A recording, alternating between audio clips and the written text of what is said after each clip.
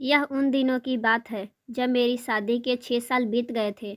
हर बार ऊपर वाले ने सिर्फ बेटियां ही दी थी, लेकिन तीनों बेटियों में सिर्फ 1.5 साल का ही फर्क था।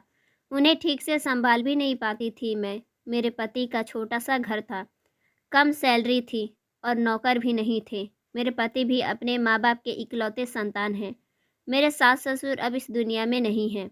घर पर मेरे अलावा कोई और नहीं था जो मेरी बात सुनता, मेरी मदद करता। मेरे पति शाम को घर लौटते थे तो वह भी आते ही बच्चों में लग जाते थे। मेरे ऊपर एक तो बच्चों की थकान देने वाली जिम्मेदारी, उसी पर घर की साफ सफाई, खाना पीना, यह सब दिन उस दिन कैसे कठिनाई से गुजर रहे थे। लेकिन फिर भी एक दिन मेरे पति ने एक बड़ी उम्र के शख्स को अपने साथ घर ले आए और फिर मुझसे बोले कि लो जी, तुम्हारा मसला ऊपर वाले ने हल कर दिया है।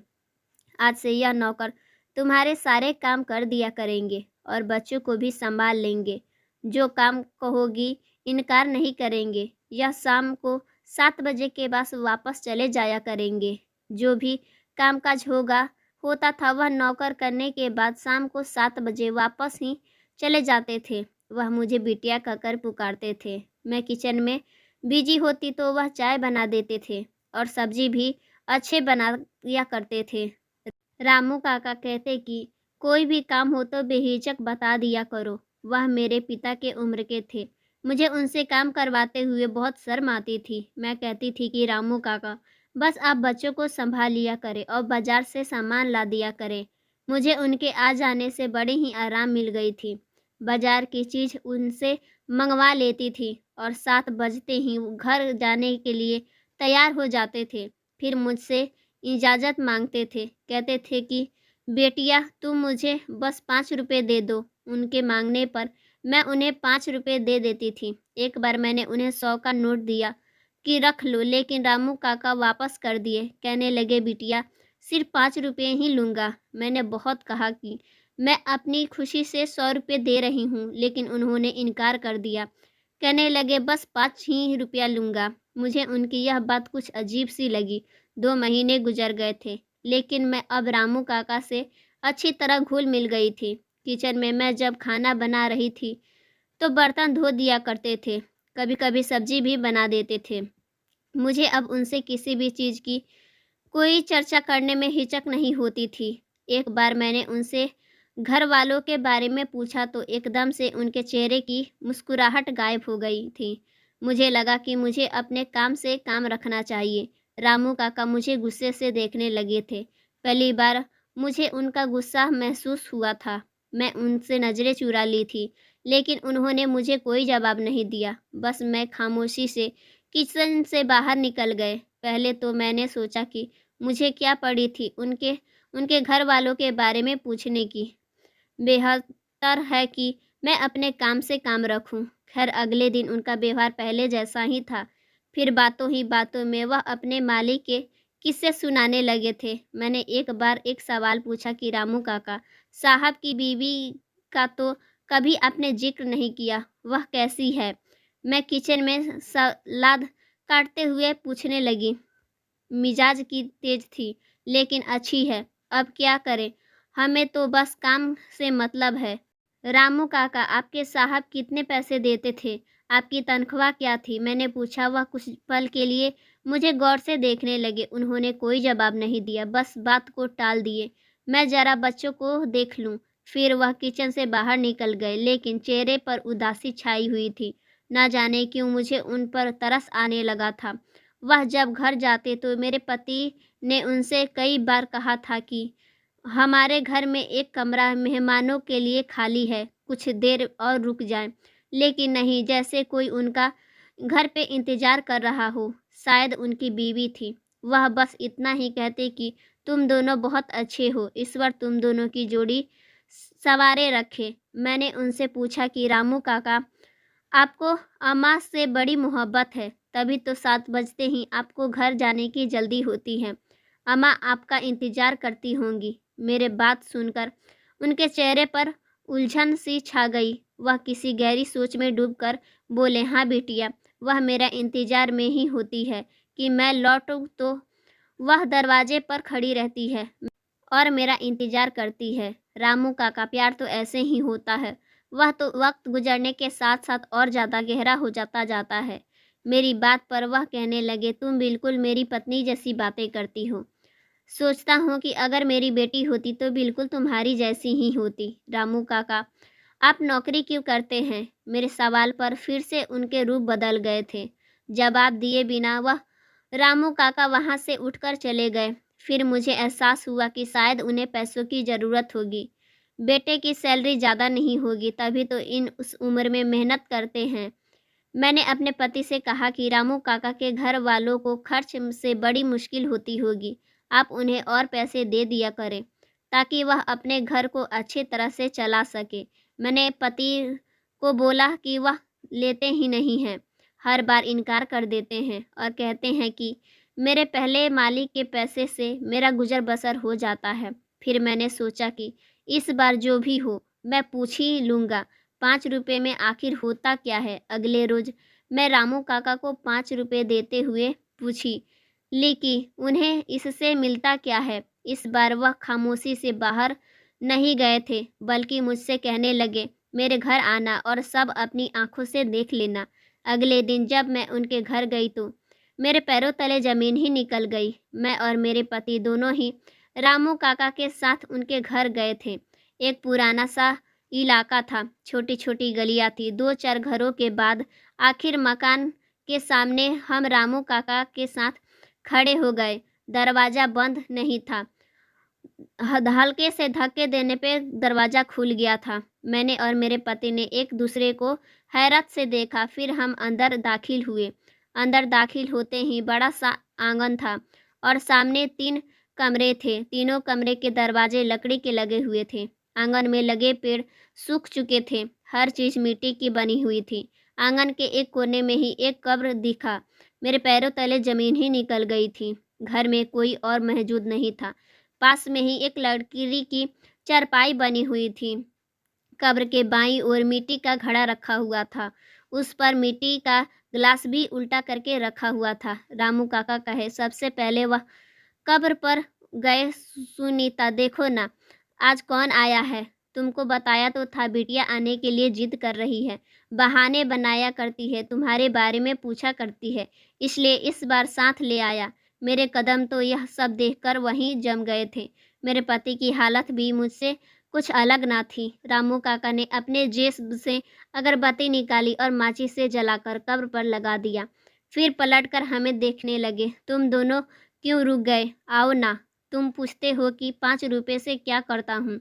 मालती को अगरबत्ती की खुशबू बड़ी पसंद है, इसलिए इसके लिए ले आता हूँ। खुश हो जाती है। चलो तुम्हें अपनी बहू से मिलवाता हूँ। यह कहकर वह मेरे पास आए और हमें एक कमरे में ले गए। वहाँ के हालात भी बाकी घरों जैसी थी। मुझे लगा शायद उनकी फैमिली किसी हादसे के शिकार हो गई थी, तभी शायद दुनिया को छोड़ चुके हैं, इसलिए बिना सैलरी के काम करते हैं। फिर वह मुझे और मेरे पति को अपने बेटे के कमरे में ले गए। हालांकि कमरे में कोई नहीं था, लेकिन दीवार पर लगी तस्वीर देखकर मेरे पति और मेरे होश उड़ गए थे। उस तस्वीर में रामू काका अपने बेटे और बहू के साथ खड़े मुस्कुरा रहे थे।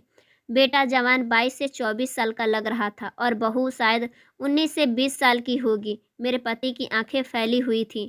मेरे पति ने तस्वीर से सामने उस नौजवान की तस्वीर उंगली उठाकर जो कहा, मैं हैरत में पड़ गई थी और मेरे पति की तो आंखें फटी की फटी रह गई थी। मैंने आज तक मेरे पति के बॉस को नहीं देखा था। रामू काका, आप मेरे बॉस के पिताजी हैं।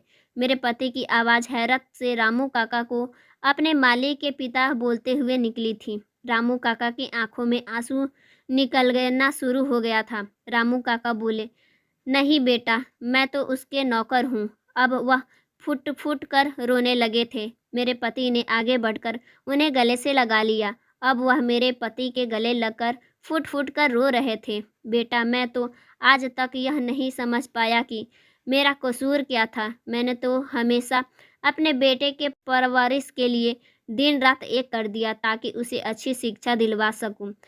मैं एक साहब के यहाँ नौकरी करता था और उनसी नौकरी से जो पैसे आते थे उससे हमारा घर चलता था। मेरी बीवी पूरा दिन मेरे माँ बाप की सेवा में गुजार देती थी। मैं 9 बजे घर लौटता तो अपने बाबा के पैर दबाता। अपने माँ के दिल की बातें सुनकर अपनी बीवी के पास जाने की बारी आती थी। बस वही 1-2 घंटे हमारी ज़िंदगी थी। हम हँसते थे, बातें करते थे।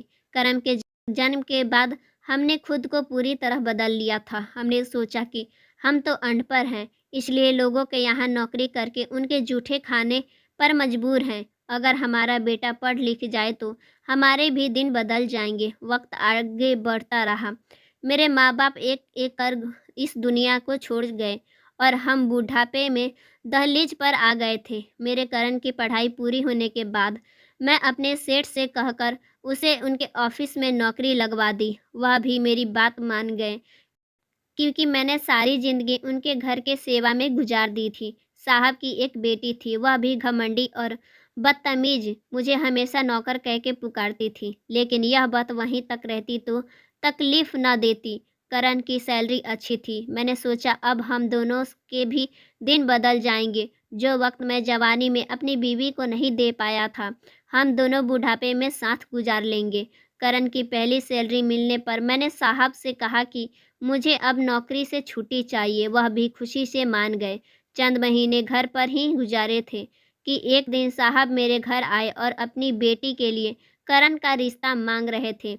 हैरत की बात यह था कि करण और बहुत ज़्यादा खूबसूरत था और मेहनती भी था। साहब को और क्या चाहिए था। सारी ज़िंदगी मेरी गुलामी में उन्हें बिता दी थी। अब उन्हें करण की गुलामी चाहिए थी। उनकी बेटी अगर किसी दूसरे घर विदा होके जाती तो चंद दिन ही रह पाती। इसीलिए करण को फंसा लिया और मेरे बेटे भी दौलत देखकर हवा में उड़ने लगा था। मैंने लाख समझाने पर भी उसने शादी करने पर हट नहीं मानी। आखिर मैं अपने बेटे के खुशियों के आगे झुक ही गया था। साहब की बेटी चंद दिन ही हमारे घर रही थी, फिर करण को लेकर अपने साथ चली गई। मालती बहुत दुखी हुई थी, लेकिन मैंने उसे समझाया कि बेटी की भी जिंदगी है, उसे गुजारने दो। वह कहने लगी कि मैंने भी तो अपनी जवानी अपनी ख्वाहिशें पर मिट्टी डालकर करण की ख्वाहिशों को पूरा करने में उम्र गुजार दी। क्या यह दिन देखने के लिए? मैंने कहा वह हमारा फर्ज था। वह रोने लगी। मैंने उसे बहुत समझाया, लेकिन वह खाना पीना छोड़ दी, जिसकी वजह से बीमार रहने लगी।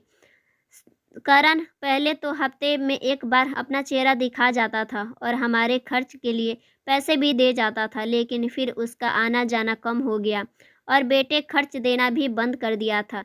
तब मैंने सोचा कि अपनी ज़िंदगी गुजारने के लिए दूसरों के घर फिर से नौकरी करूं। मालिक की पूरी ज़िंदगी मेरा इंतज़ार करते करते गुजार दी थी।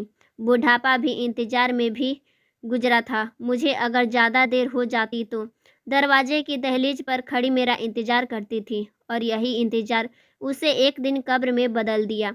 मुझे अपने घर में बड़ा प्यार था, इसलिए मैंने मालती को कहीं नहीं जाने दिया और इसी आंगन में दफना दिया।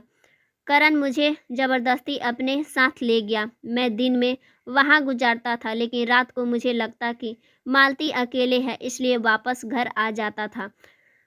करण कभी मुझे अपना बाप समझा ही नहीं था। आज भी वह मुझे नौकर कहकर पुकारता था।